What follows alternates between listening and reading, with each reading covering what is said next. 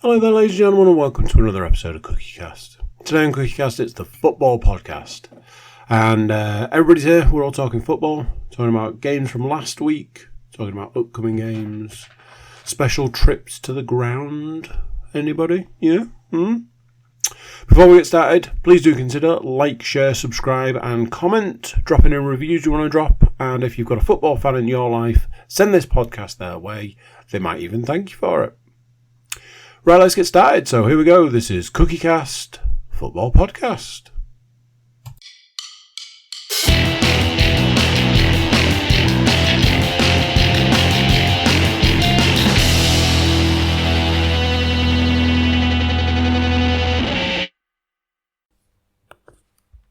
Recording in progress. Those words, ladies and gentlemen, those prophetic words that she speaks. Tell you all you need to know. Welcome along, one and all, for your weekly instalment of football-based nonsense. Obviously, I can't do this on my own. So we have Hull City's finest, Mr. Stuart Woodmansey. How are you, sir? Hello. I'm distinctly average as usual. Distinctly average. He's taken on the mantra of his team's results, dare I say. Playing style, general demeanour. He's not alone, ladies and gentlemen. He's also joined by Nottingham Forest's finest, Matthew Moore. How are you, sir? Good, yeah. Good. Right, so for people keeping count, that's adequate, and then we've gone up to good. This we're on an upward trajectory. So we do have a final participant this week, and it is the adjudicator extraordinaire. That is Mr. Andrew Cook. Ladies and gentlemen, Andrew, how are you? As always, fantastic. Just ready to talk some football. Born ready, wasn't it? Oh, just all the time. All the time. So obviously, usually this is about the time where I'd basically bemoan the fact that Middlesbrough still don't have a manager after however many weeks of trying to appoint one. But I would be lying, as this Monday, Middlesbrough bit the bullet and decided to appoint their new manager, Michael Carrick, officially through the door. So he takes over on, I believe, which was announced in his press conference, on a 2.5-year deal, or a end of this season and 2 more seasons deal, as was said in the press conference. He brings with him a first-team coach by the name of Jonathan Woodgate. Now, if you're thinking, that name sounds awfully familiar, think back to 3 or 4 seasons ago, and he was the Middlesbrough manager. So we were trying to rack our brains and think, has there ever been a guy who's gone back to a club where he used to be the manager, but now he's not the manager, but he's sort of in charge, but he's not sort of in charge? So, and I was like, well, maybe. I can't imagine it's never happened before. Don't think it's happened after 2.5 years, where some of the players that he signed are still in the first team. That's going to create a very confusing message for me. But listen, it's a path that's been trodden before from Manchester United to Middlesbrough. It's worked the last 2 times. They've done it with Brian Robson and Steve McLaren. So let's hope that it's 3 for 3 on that regard. And we can kick on. Part of me wonders whether 5 Live have slipped Middlesbrough a fiver because he was a pundit on 5 Live. Dear God! Oh, yes. Wasn't his strongest suit, let's put it that way. I mean, every cliche, he just maybe he just got to the point where at the last match he's like, listen lads, I've just got to the end of my book of footballing cliches that I can roll out during my commentary. I don't think I can do another game. I'm going to have to go back to Middlesbrough have offered me a job. I'm going to go back there, thanks. It's terrible. Absolutely terrible. All I can really remember listening to him on the commentary was always a case of blah, blah, blah, blah, blah, passage of play, blah, blah, blah, blah, blah. Well, as a former defender, blah, blah, blah, blah, blah. That's all he ever used to get in, was the fact that he once played football. And it was like, really, Jonathan? You only stopped playing football about 8 seasons ago. So we actually know this, mate. We're not like, our Our brain span isn't that short. Based purely on his Real Madrid career, billing himself as a former defender is high praise for himself, isn't it? Jesus Christ! I don't know whether the viewership has just gone up in Madrid, or well, Mr. Cook, you'll have to let us know. You'll have to. I'll check the numbers and I'll get back to you on that one. Please, if you wouldn't mind. But yes, that's your Middlesbrough managerial update. So in theory, I shouldn't have any managerial updates to give you for at least 2 games, maybe. Any news behind the fence at Hull, Mr. Woodmansey? No, we are now a month in with no manager. The latest name this week to be linked is former defender, and I was going to say defender of the club, but he's not fucking He-Man. Is Liam Rossinier. So a name that will be popular in certain quarters of this podcast, I am sure.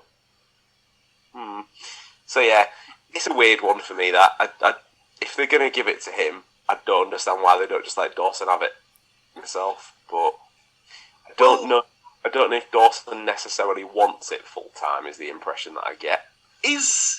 Would the argument be made that Rossini's at least had some form of hands-on first-team coaching experience outside of the club?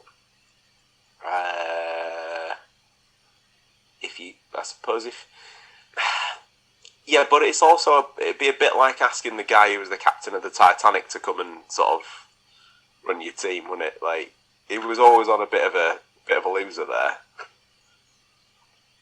I don't know his maritime credentials, to be honest with you.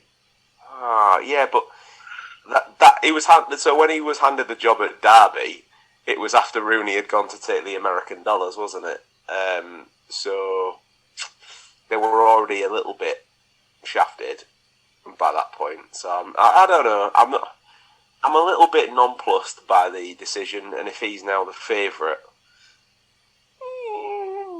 yeah, we'll see. We'll see where it goes. Again, a lot of time for him as a player. It was great for us as a player. I cannot tell you the amount of times that people in the stands during his time there, definitely not racist, and definitely still called him Leroy for his entire time that he was there. But yeah, I always like to watch him play, but management wise, I guess in a sense it's almost very similar to the Carrick appointment in the sense of he's had a lot of experience at kind of maybe like the under-21s, kind of like you know the younger side set up. So he's got some experience in that regard, and they've got to get their crack somewhere to begin with. Like they need that break, and if this is his, who knows? He might take it and he might hit the ground running, the same as that Carrick might for you guys. But it's weird because before the whole thing was announced about Woodgate, we were just talking about, just the appointment in general kind of smacked of the Woodgate thing last time around when he was the manager. It was a bit like, he's a young guy, we'll give him his chance there. But like I said, they've got to start somewhere. I get that. I get what you're saying. The only thing I'd say is obviously the difference this time is obviously that Carrick has come from external, whereas obviously Woodgate was in the setup under Tony Pulis. So I'd obviously had the experience of working with a lot of the first team squad when he took the job when Pulis got sacked, didn't get his contract renewed, if you want to look at that. I just need to blow the dust off the Tony Pulis count and add 2 to it. Yeah, I can probably find it. Give me 2 seconds. That's not been on the count of the podcasts since, dare I say, the days when the podcast was done live and in person. So the tracksuit's coming back, ladies and gentlemen. I'm sure I can find the tracksuit, the end of season forfeit that just never was needed, I suppose. The one thing I will say about the management position, that the ex-Swansea manager, I'm going to blatantly butcher his name, Carlos Carvajal. is no longer in contention for any management job for any of our teams on the basis of that he's now the West Brom manager. No, that's Carlos Corberan. Yeah, that's what I tried to say, and you said somebody else. So I just went with your greater pronunciation. The guy who's taken over West Brom is the guy who was the Huddersfield manager. Okay, that one as well then. All of the Carloses not managing Hull. Is your name Carlos? Did you once manage a Football League team? Yes, then you can have a job at West Brom, basically. Apparently so. I mean, it wasn't quite the same recruitment process for Steve Bruce. Never mind. So, Middlesbrough, done, dusted. Hull, still waiting. Have there been any incomings or outgoings in the Nottingham Forest carousel at this particular time? No, the good ship Forest is pretty kind of steady at the moment. Of course, we're getting our 10-15 signings for the Christmas lined up. So we've got Scott. So apparently we've got some guy already on a pre-contract agreement ready to come in January. Then we're eyeing up some Brazilian youth who is apparently very good. But apart from that, no, it's all pretty steady. With the Brazilian guy, is he going to be one of these deals where they've signed him, but it turns out he's actually only 17, so he has to stay there for another 18 months until he's old enough that he can come over or something like that? I don't know. I think by the look of it, because there's other clubs in for him, the Gomez or something like that. That I think he must be a ready-made, set to go kind of thing. So yeah, apart from that, nothing exciting in comings and goings this week. Or just a thought. Sorry, just a thought on that. Obviously, with the World Cup coming up just before Christmas and therefore just before the January transfer window, how do we think that's going to sit in the sense of, is it going to even further artificially inflate prices? Are people going to come back absolutely knackered from the World Cup and really not asked about moving clubs? What? I can't work out which way it's going to go, if it's going to make things better or worse. It's like some of it's going to probably be like the ultimate kind of thing, like when Karol Poborski was all set to join Stoke before Euro '96 for $1 million, and then he had an awesome Euros, and then went to United instead for about 5. So yeah, that'll probably happen. Someone will play really well in the World Cup and score some goals. Yeah, you'll see that striker go from. You always get one. There's always one who has a really good tournament and then becomes the flavour of the month. It's always going to happen, and someone's going to end up getting severely burned, and it'll probably be a championship club that's up towards the top, who overpays for a striker, who got 4 goals in 3 games or something like that against Iran. It's gonna end in tears, because it normally does, and it's gonna be weird because obviously we've never had a World Cup that's fallen in the season before. So there's going to be at least one big injury where it's going to have a knock-on effect, and one team's going to panic. Unless it's Harry Maguire, and in which case Man United fans will be doing backflips. Well,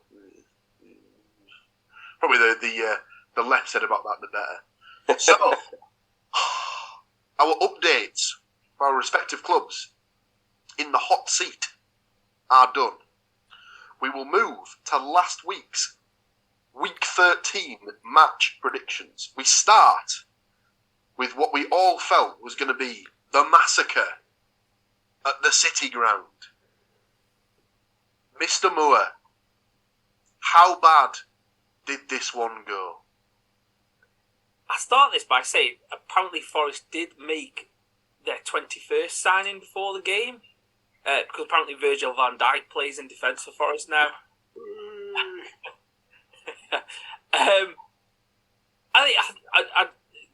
I didn't watch the game, but I listened to the game. I watched the highlights.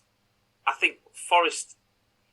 We kind of spoke about it for a while, kind of going back to what made them successful last year, and I think that's what they've done. I think they've gone back for that, solid at the back, building, playing on the counter attack, and I think that's what they did in this game. Again, I mean, yes, I make the kind of mockery of Van Dijk. He had 3 gilt edge chances, and 2 of those for some reason he laid across the box, and one of them was an absolute worldy save from Henderson. But I think Forest, in some ways as well, Nunes was out injured, so that kind of if people go back and listen to last week's predictions, he features heavily in the predictions. But yeah, so I think Forest grew into the game, and then just after half time, a kind of training ground free kick was worked, and Awoniyi. I mean, that ball, Paul makes the predictions of it coming off the left knacker or something like that. That lad at some point this season is 100% going to score with his left knacker, because that ball just hits him and ends up going goalwards, and sometimes it goes in, or as he did on the weekend, neatly tucked away the rebound. It was quite a nice finish. But he's got a lot of praise as well. I think kind of a lot of strikers and a lot of pundits have said that the amount of work that he put in and the amount of effort that he put in for Forest was kind of was really good, and it provided that outlet that I think we've talked about in previous weeks about them not having, and the fact that the ball was just going out and then coming back in. I suppose something I should have led with at the start was their podcast favourite, Brennan Johnson, was dropped for the game. He was on the bench for this match, but did manage to hit the post right at the end of the game with the goal empty, shall we say. Yeah, and then the game finished with Dean Henderson jumping in with the crowd and giving the middle bird to somebody. Apparently, a lot of people were saying it was towards Liverpool fans. It wasn't, because it was the opposite way around. But I presume maybe it was a family member who is a Liverpool fan who was sat in with the Forest families. So, slightly better, I would say. So, yeah. It's even better. It's even better when it's someone that you know personally that you just absolutely rinse. It was the good old point with the big goalkeeper glove, and then and giving it the middle bird that way, and you're like, personal one, that one. But yeah, so Forest, much against all of our predictions, I think, Forest win 1-0.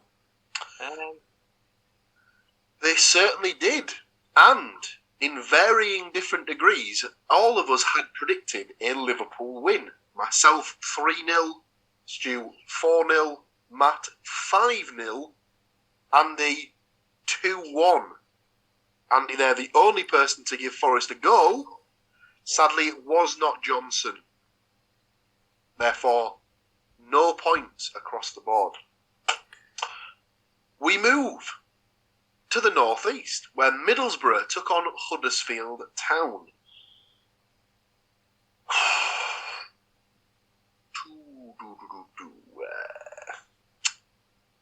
Not a great deal to talk about in this one.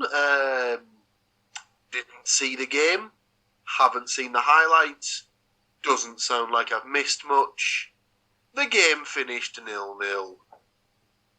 I did see a couple of clips which, obviously, this has been seen off Middlesbrough Twitter, so I assume it's been a case of let's clip the best bits together and make it look as if Borough were robbed. ... But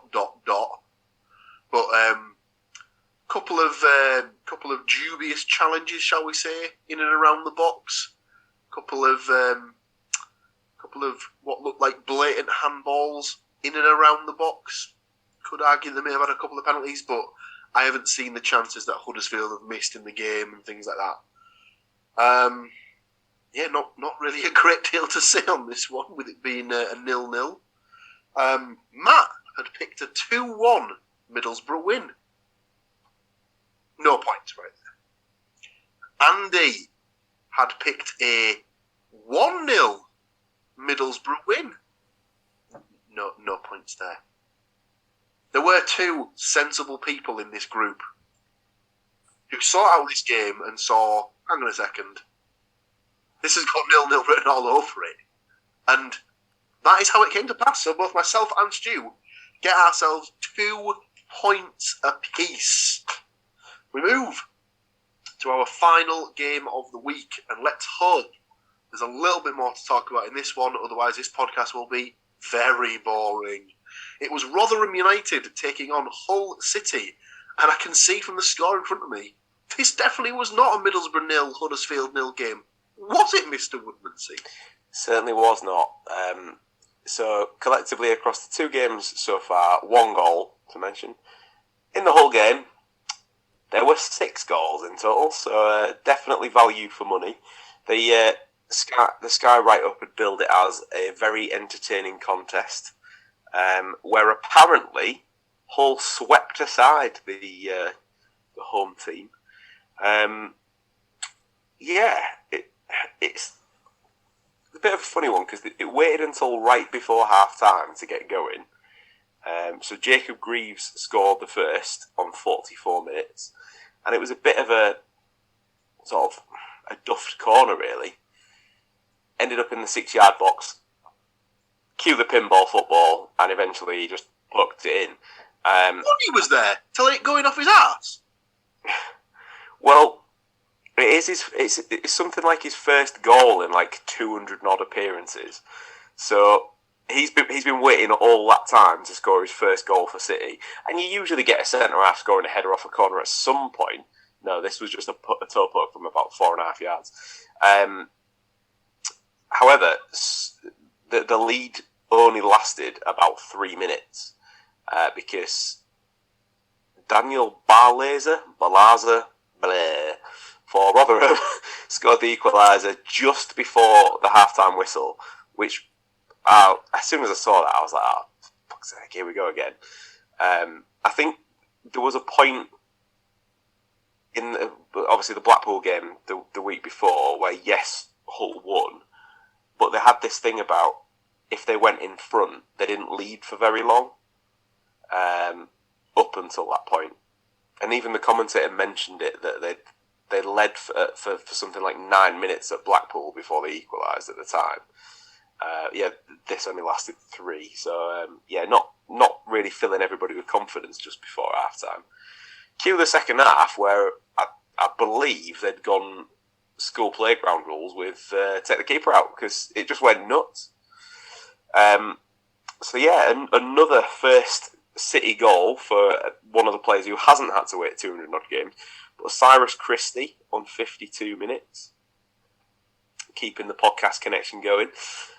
Then particular favourite of Andy, 7 minutes later, Logman pops up. There he is, 3-1. And then, just taking the piss at this point, 85 minutes, 4-1, 2 fan scores after coming on as a sub. And then we reverted to type, switched off and let them score another goal just before the end. So it finished. Georgie Kelly, they said that never trust somebody with 2 first names. Not sure how it works when it's 2 girls' first names in a men's football team. Is what it is. But yeah, it finished 4-2 to Hull. I was in Rotherham at the time this game was going on. Unfortunately not at the stadium. So never mind. Close but no cigar and all that. I'm happy with the 3 points. He's happy with the 3 points there. Does he end up with any points in his prediction? Both Matt and Andy had gone with, 1-1 draws on this one.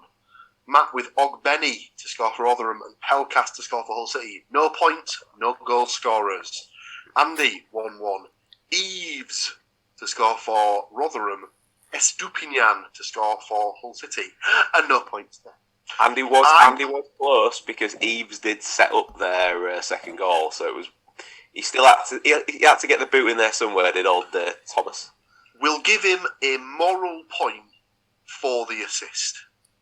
For those of you keeping track of moral points, let us know at the end of the season how many each one's got.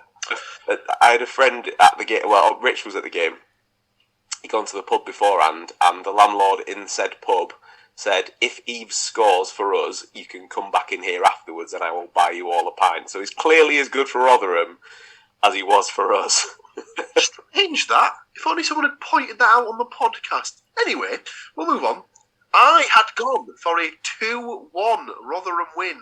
How very foolish of me. I had gone for Eves and Barlaser to score for Rotherham and Cynic to score for Hull. So, Don't get any points for the result, but I do give myself a cheeky point for a correct goal scorer. Mr. Stuart Woodmansey.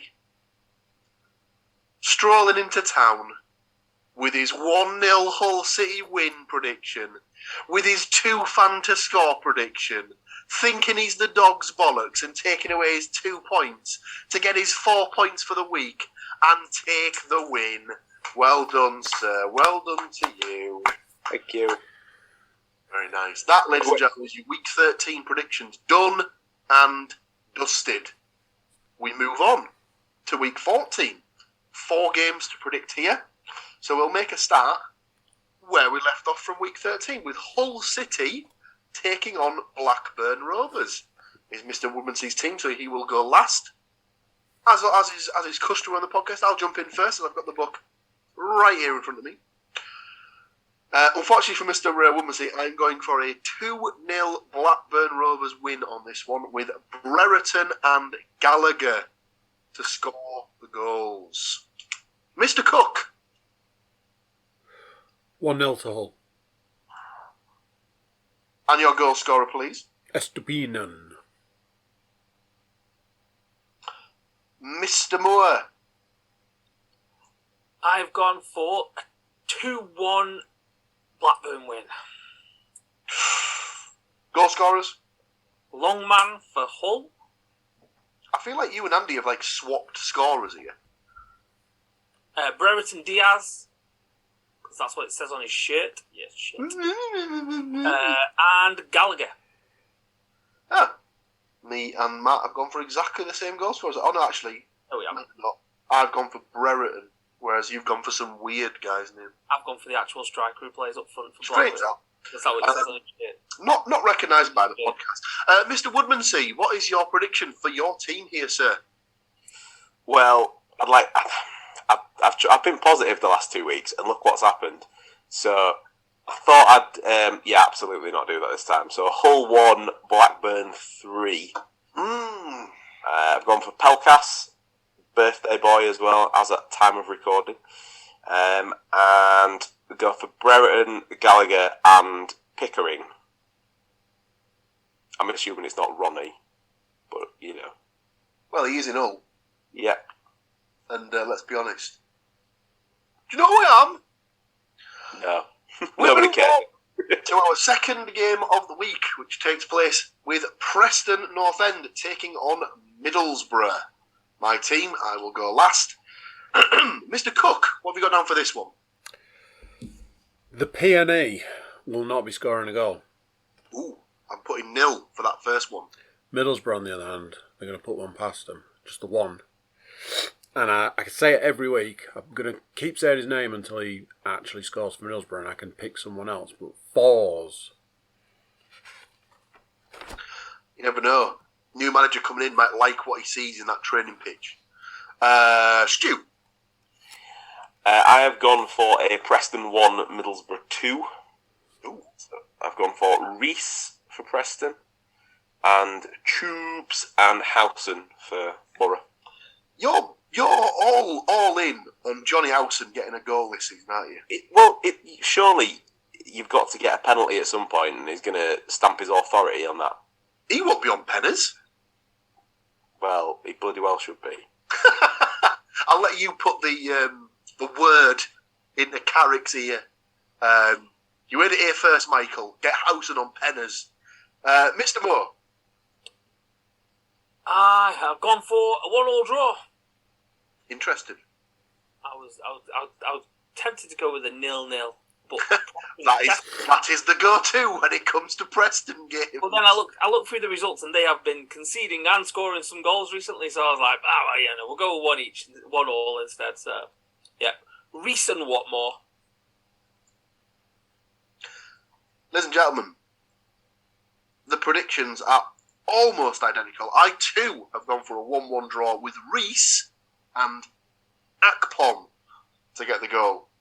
Our penultimate game of the week takes us to the capital, where Arsenal, or the Arsenal, if you're more than 70 years old, take on Nottingham Forest. Obviously, it's Mr. Moore's team. He will go last. I'll jump straight in here.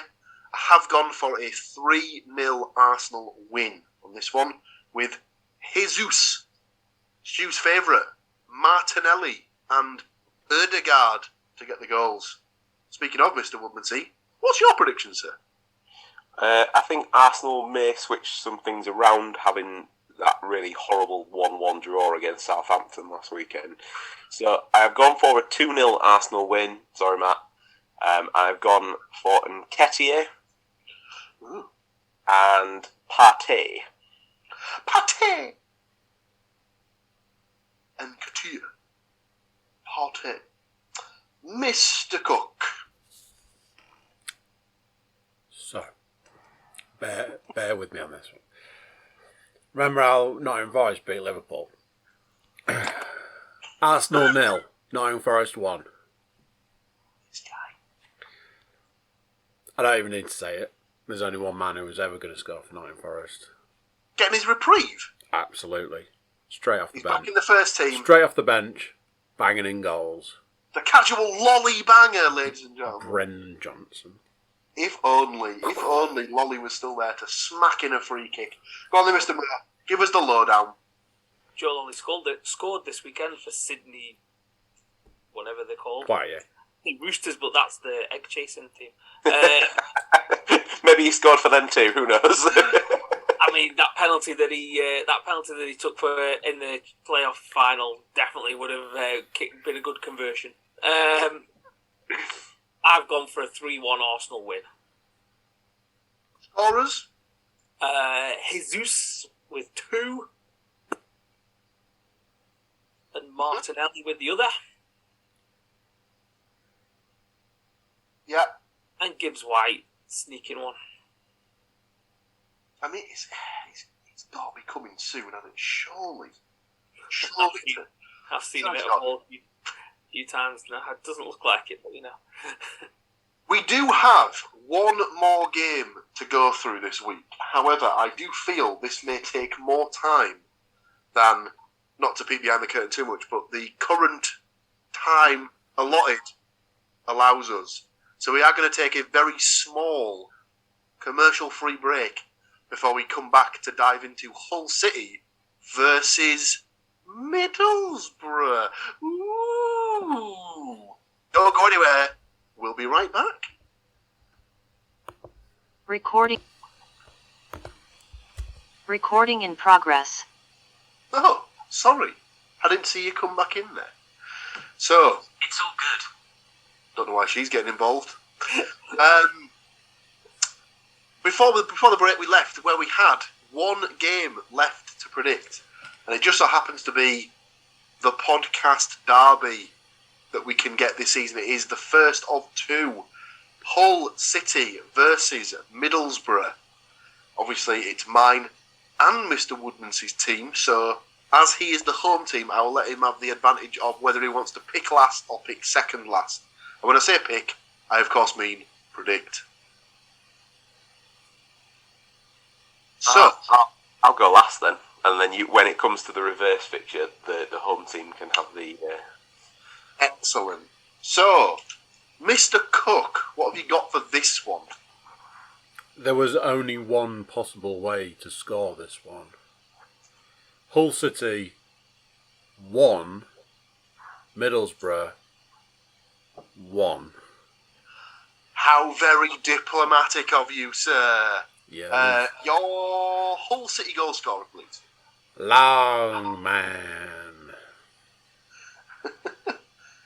And considering that he's obviously scored against Preston, I'm assuming you're not picking fours? Chuba. Old boy rule, innit?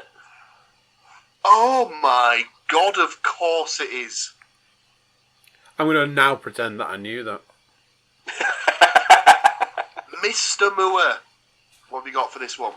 I also have splinters in my arse because I'm going to sit on the fence as well and go for a 1-1 draw. And your goal scorers? Estepinian. Yes? And I feel like he's been left out in the cold for a while. Old Crooksy. Cruxy. Has he been suspended or injured? No, he's been. I think. Maybe he was suspended for the last game, but I know that he's been playing with a hernia. But he's obviously either been getting injections for it, or it's in a position where he's finding it manageable. Never had a hernia before. Don't know how painful they are. Depends where it is, because they can sort of tape it. Not tape it in, but they can put supports on it, can't they, if it's in the right place. Yeah, had him an extra to help him out with that particular problem. No amount of tape could hide that thing. Female watchers of the podcast are now clamouring for any sort of Google image search that they can get hold of. I have gone very diplomatically down the route of a 2-2 draw on this one. You never know, there might be goals. I've gone for Tufan and Estepinian to score for Hull, and Watmore and Muniz to score for the Borough. We'll let Mr. Woodmansey give his prediction, and then we'll have a little bit of a chatter about this one, as I may be in attendance for this one. I wanted to sit on the fence. I have it written on my paper as being sat on the fence, but the longer this has gone on, the more I'm thinking, was I being nice, or do I just play for some points here? So, I will go for a Hull 1-0 win, and just hope to fuck that it happens. Goal scorer? Having met the big smiley gentleman earlier this week, I will go for Estepinian. About time he pulled one back in it, because he's not scored for a few weeks now. He has not scored. He has not troubled the scorers for the last couple of weeks. There you have it, ladies and gentlemen. The Week 14 predictions done. Obviously, as the last game of the week considers both teams, like I said, there is a possibility that I may be going to this game. So, obviously, as it will be in Hull, if you fancy the short trip and can get hold of a ticket once I've got mine, you are more than welcome to join me. Well, I mean, it was discussed briefly on our text earlier on, and obviously, seeing as you don't want to sit with me because of last time, nothing to do with the fact that you got your pants pulled down that day. But yeah, I don't know. I'm not. That's not like a linked thing. He means in the football. I didn't physically have my pants pulled down. It's just like to clarify that for all the people listening. That has been a long time, and technically it was in a different competition. No, that was the league game the last time I went. Oh, was it?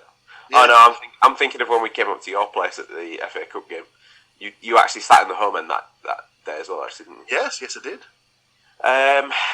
Yeah, I don't know. Like, with it being midweek, it's a little bit more tricky. But I don't know.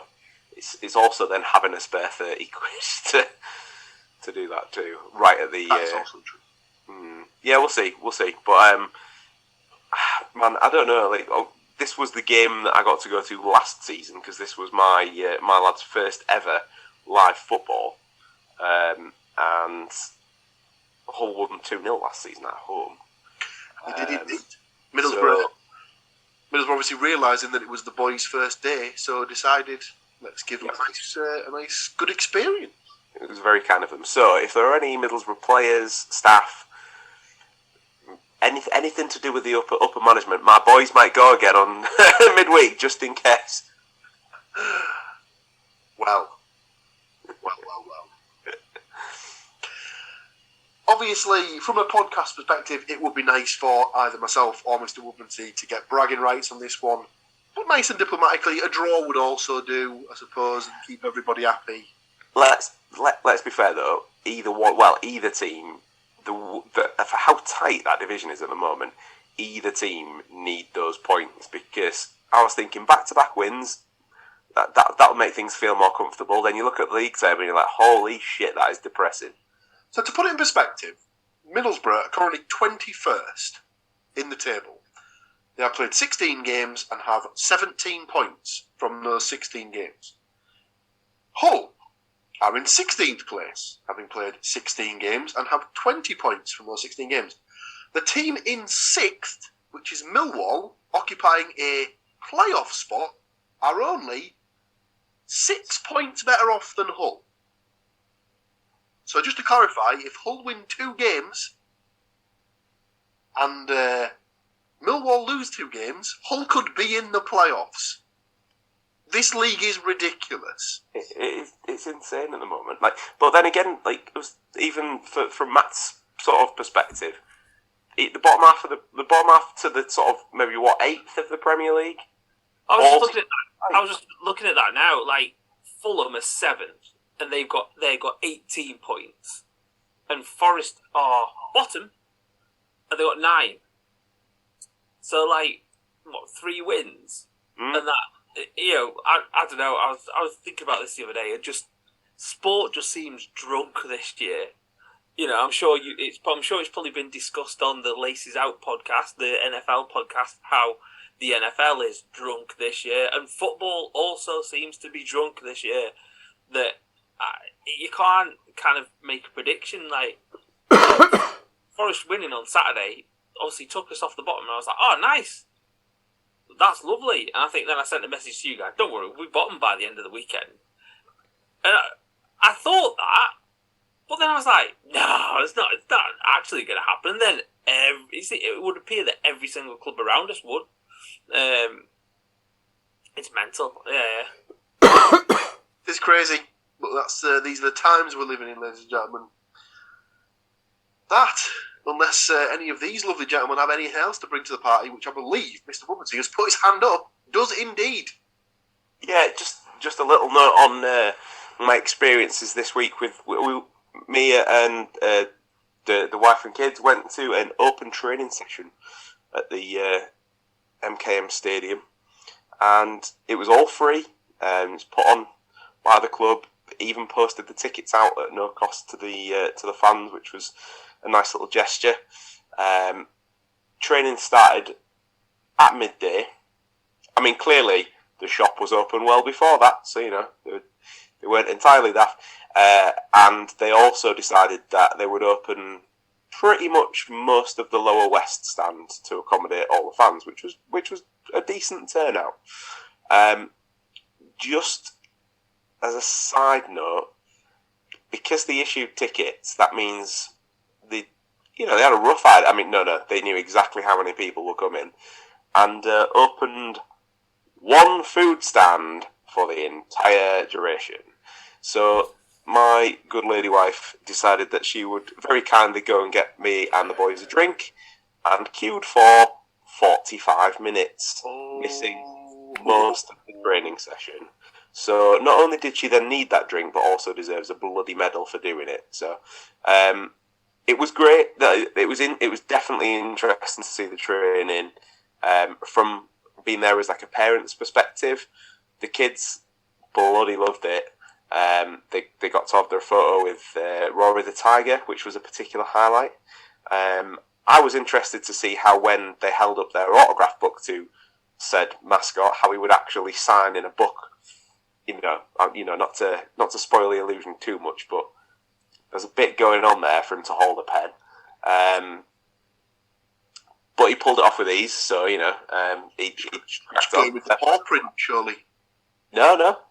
Actually wrote his name, which I was very impressed with, because we are in Hull before anybody says. Then the training was interesting, to see what they had different bits laid out across different areas of the pitch, where they moved from drill to drill, and then ultimately had a little mini match or 3 mini matches to finish.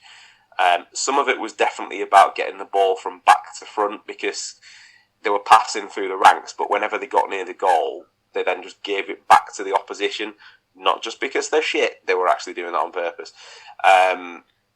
So there was definitely some sort of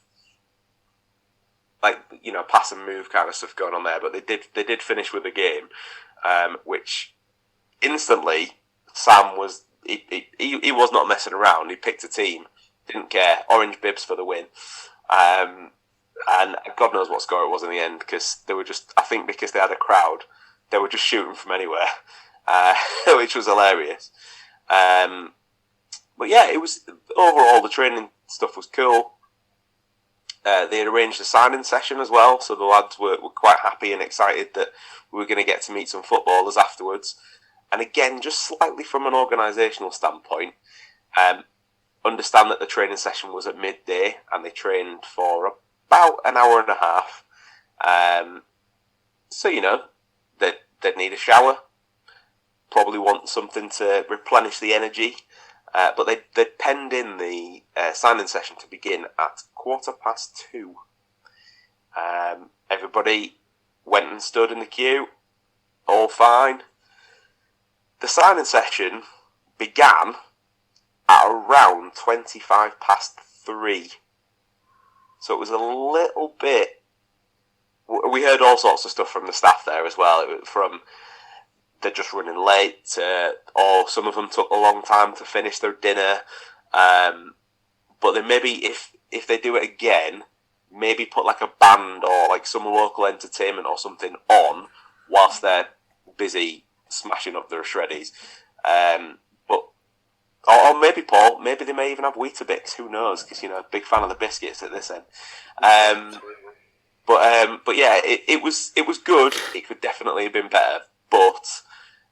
my lads got to meet their two favourite players, and yeah, always the long wait was forgotten once they got to have their picture taken with Louis Coyle and with Oscar Estepinian. So and all of them were lovely. To be fair, there was not one grumpy face amongst the entire squad that we saw, and we met. They split the squad into two halves. That's because they were well fed and well rested by that point. Well, yeah, exactly. Some of them, Andy, probably had time for a fucking nap by the time that they got there. But yeah, they'd split the squad into two halves, and we just got lucky that both of the players that the lads wanted to see ended up being in our half.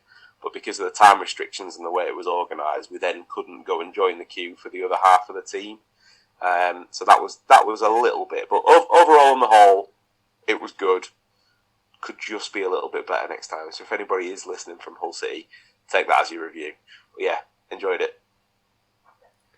There you go. There's a nice little good news story to finish on this week, and fair play to Hull for putting that on. Let's hope more of our clubs do something similar to that in the near future. All that's left then, ladies and gentlemen, is for me to thank these three lovely gentlemen for joining me again this week to take you through the ins and outs, the ups, the downs, mainly the downs of our respective football teams. Obviously, some of them have taken a turn for the better over the last couple of weeks. Long may it continue. Join us again next week, where we'll break it all down once again and give you some more delicious content. Well, until then, it's bye-bye from us. Goodbye. So there you go, what do you think to that? Another one done, another week of games gone, another week of games to come. Oh, all the football in one place. Thank you for listening, thank you for watching. One last thing before you go, please do consider like, share, subscribe and comment. Drop reviews and just share the podcast around. If you're in the mood for a website, you can check out the cookiecast.com. There we've got social media links and an email button for you to get in touch with us. That's it for this one. Until next time, I'm going to say bye, and I'll see you then. Thank you for listening to these grumpy old men talk about football. If you've enjoyed this episode, please like, share and subscribe.